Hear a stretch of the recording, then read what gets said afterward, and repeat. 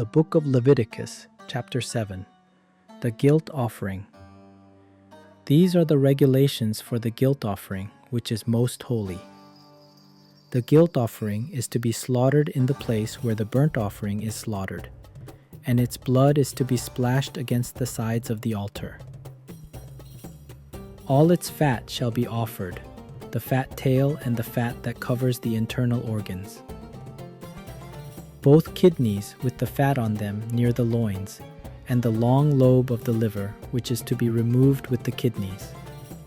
The priest shall burn them on the altar as a food offering presented to the Lord.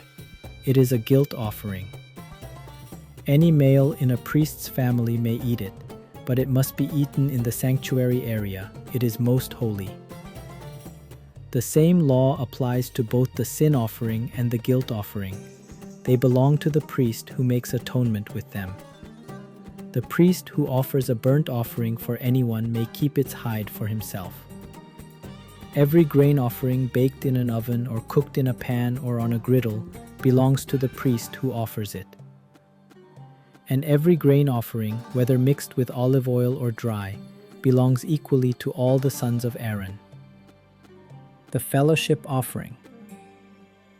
These are the regulations for the fellowship offering anyone may present to the Lord.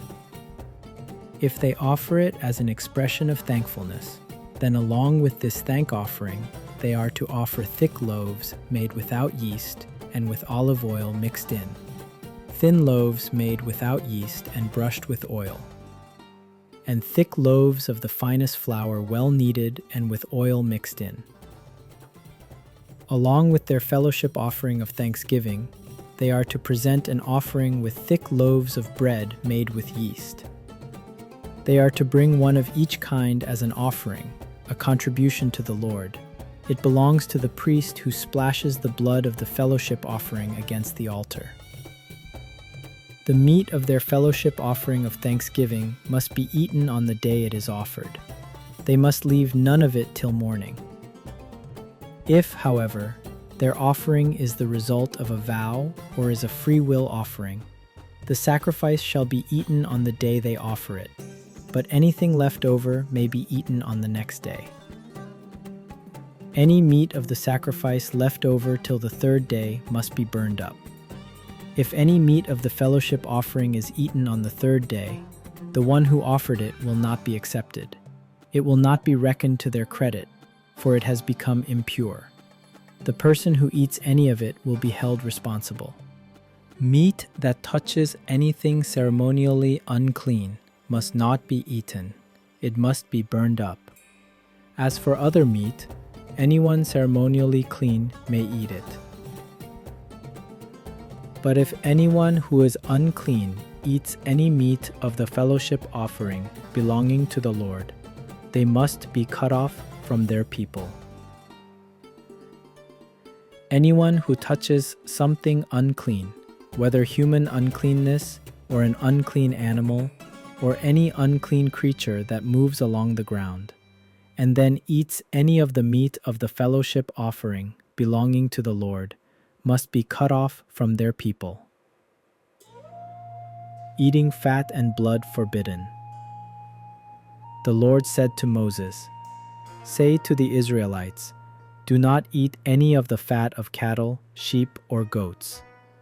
The fat of an animal found dead or torn by wild animals may be used for any other purpose, but you must not eat it. Anyone who eats the fat of an animal from which a food offering may be presented to the Lord must be cut off from their people. And wherever you live, you must not eat the blood of any bird or animal. Anyone who eats blood must be cut off from their people." The priest's share. The Lord said to Moses, "Say to the Israelites, anyone who brings a fellowship offering to the Lord is to bring part of it as their sacrifice to the Lord. With their own hands they are to present the food offering to the Lord. They are to bring the fat together with the breast and wave the breast before the Lord as a wave offering. The priest shall burn the fat on the altar, but the breast belongs to Aaron and his sons. You are to give the right thigh of your fellowship offerings to the priest as a contribution. The son of Aaron who offers the blood and the fat of the fellowship offering shall have the right thigh as his share. From the fellowship offerings of the Israelites, I have taken the breast that is waved and the thigh that is presented, and have given them to Aaron the priest and his sons as their perpetual share from the Israelites. This is the portion of the food offerings presented to the Lord that were allotted to Aaron and his sons on the day they were presented to serve the Lord as priests. On the day they were anointed, the Lord commanded that the Israelites give this to them as their perpetual share for the generations to come.